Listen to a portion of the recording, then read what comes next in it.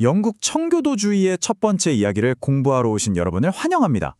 청교도 하면 보통 어떤 이미지가 떠오르시나요? 아마 엄격하고 재미없고 모든 걸 금지하는 그런 모습일 거예요. 하지만 그건 빙산의 일각일 뿐입니다. 그들의 진짜 이야기는 우리가 아는 것보다 훨씬 더 복잡하고 또 역동적이거든요. 자, 그럼 본격적으로 한번 들어가 볼까요? 청교도는 과연 누구였을까요? 이 질문에 답하는 게 생각보다 쉽지가 않습니다. 우리가 흔히 생각하는 몇 가지 정의로는 이 사람들의 정체성을 온전히 설명할 수가 없어요. 예를 들어서 칼뱅주의 신학을 믿으면 다 청교도였을까요? 천만에요. 청교도들의 가장 큰 적이었던 휘트기프트 대주교도 아주 철저한 칼뱅주의자였습니다. 그럼 아주 독실한 신앙생활을 했거나 특별한 예배 방식을 가졌다고 해서 청교도라고 할 수 있을까요? 그것만으로도 부족합니다. 이 모든 게 다 관련은 있지만 어느 하나만 콕 집어서 이게 바로 청교도다라고 말하기는 어렵다는 거죠. 이들의 뿌리를 찾으려면 엘리자베스 1세 여왕 시절로 거슬러 올라가야 합니다. 당시 영국 교회는 개혁을 여기서 멈출 것인가 아니면 더 나아갈 것인가를 두고 아주 뜨거운 싸움이 벌어지고 있었거든요. 갈등의 핵심은 바로 이 시각 차이였습니다. 엘리자베스 여왕은 1559년에 종교개혁을 마무리 지었고 그걸로 끝이라고 선언했어요. 하지만 유럽 대륙, 특히 제네바 같은 곳에서 돌아온 개혁가들은 생각이 전혀 달랐습니다. 그들은 영국 교회에 아직도 남아있는 카톨릭적인 의식들을 성경에 근거해서 완전히 뿌리 뽑아야 한다고 주장했죠. 바로 여기서 모든 갈등이 시작됩니다. 그리고 이 갈등이 처음으로 크게 불붙은 사건이 바로 예복 논쟁이었습니다. 청교도들은 성직자들이 입는 예복이 카톨릭 사제들의 옷과 다를 바 없다면서 입기를 거부했어요. 옥스퍼드 학장이었던 토머스 샘슨 같은 지도자들은 이 문제로 매튜 파커 대주교에게 처벌까지 받았습니다. 상황은 점점 더 험악해졌습니다. 1563년에는 추가 개혁 법안이 단 한 표 차이로 부결되면서 개혁에 대한 열망이 오히려 더 타올랐고요. 2년 뒤에는 런던의 목사 37명이 예복을 안 입었다는 이유로 정직 처분을 받았습니다. 그리고 마침내 1567년에는요. 아예 국교회를 떠나서 비밀리에 예배를 드리던 첫 분리주의 공동체가 발각되는 일까지 벌어지게 됩니다. 개혁을 원한다는 목표는 같았지만 그 방법론을 두고 의견이 갈리기 시작했어요. 청교도 운동은 이제 내부의 논쟁을 넘어서서 공개적인 분열의 길로 접어들게 됩니다. 교회 안에 남아서 싸울 것인가? 아니면 아예 교회를 떠날 것인가? 이 질문 앞에서 그들은 크게 두 갈래로 나뉘었죠. 첫 번째 흐름은 바로 장로교주의였습니다. 이들은 왕이 임명하는 주교가 교회를 다스리는 시스템 자체가 잘못됐다고 봤어요. 대신 성경을 보니까 교회를 이끄는 건 장로들의 모임, 즉 노회여야 한다는 거죠. 케임브리지 대학의 토마스 카트라이트 교수가 이 주장을 앞장서서 펼쳤는데 이건 단순히 교회 운영 방식에 대한 이야기가 아니었습니다. 사실상 왕의 권위에 대한 정면 도전이었죠. 카트라이트의 주장은 당연히 엄청난 파장을 일으켰고 그의 숙적인 존 휘트기프트와 아주 치열한 논쟁을 불러왔습니다. 훗날 청교도의 망치라고 불리게 될 휘트기프트와의 이 지적인 전쟁은 영국 개신교 내부의 갈등의 골을 더욱 깊게 만들었습니다. 다른 한편에서는 훨씬 더 급진적인 목소리가 나왔습니다.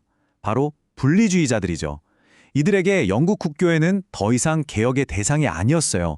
이미 손 쓸 수 없을 만큼 타락했다고 본 겁니다. 그래서 진짜 기독교인이라면 그곳에서 완전히 빠져나와서 우리만의 교회를 세워야 한다고 믿었죠. 초기 사상가였던 로버트 브라운의 외침, 누구도 기다리지 말고 개혁하라는 말이 그들의 절박함을 잘 보여줍니다. 이 분리주의자들의 희망을 가장 잘 보여주는 유명한 말이 있습니다. 바로 필그림 파더스를 이끌었던 존 로빈슨 목사의 고별 설교에 나오는 구절인데요. 주님께서는 그분의 거룩한 말씀에서 앞으로 더 나타내실 진리와 빛을 가지고 계십니다. 바로 이 믿음이 1620년 그의 교인들이 일부를 메이플라워호에 태워서 아메리카 대륙으로 이끌었던 원동력이었죠. 엘리자베스 시대에 심어진 갈등의 씨앗이 17세기에 들어서면서 폭발적으로 자라나기 시작합니다. 왕이 바뀌면서 군주와 개혁가들의 관계는 이전과는 비교할 수 없을 정도로 험악해졌습니다.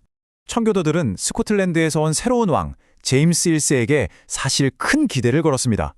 1603년에 1000명의 서명을 담은 천인 청원서를 왕에게 제출하면서 부디 온건한 개혁을 해달라고 요청했죠.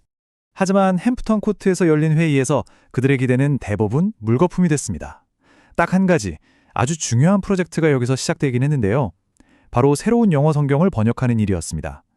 제임스 윌슨은 이 작업을 위해 당대 최고의 학자 47명을 임명했습니다. 그런데 여기서 정말 재미있는 사실이 하나 있습니다. 우리가 아는 킹 제임스 성경, 그 신약 성경의 약 80%는 사실 그보다 훨씬 이전에 나왔던 윌리엄 틴데일의 번역본을 거의 그대로 가져온 것이었습니다. 왕의 의도는 청교도들이 즐겨보던 제네바 성경을 대체하려는 것이었지만 아이러니하게도 그 결과는 초기 종교개혁가의 위대한 유산을 보존하는 셈이 됐죠. 그리고 1625년 상황을 완전히 바꿔놓을 인물이 등장합니다. 바로 찰스 1세입니다. 그는 의회도 싫어했고 칼뱅주의는 더더욱 싫어했습니다. 그리고 그는 교회 안에 있던 새로운 세력, 즉 고교회파 아르미니우스주의자들과 손을 잡았습니다. 윌리엄 로드 대주교가 밀어붙인 변화는 그야말로 혁명적이었습니다.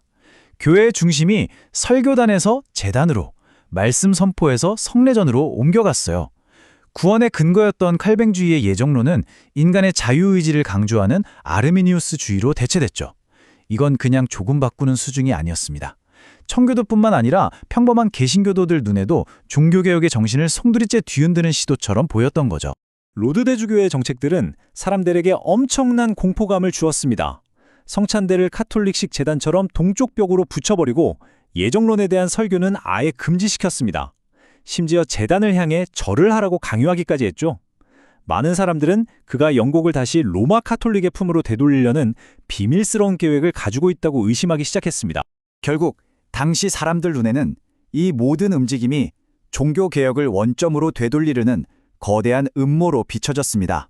로드 대주교의 종교 정책에 의회 없이 독단적으로 나라를 다스리려는 찰스 1세의 정치적 야망까지 더해지면서 영국은 그야말로 폭풍 전야의 위기 속으로 빠져들고 있었습니다.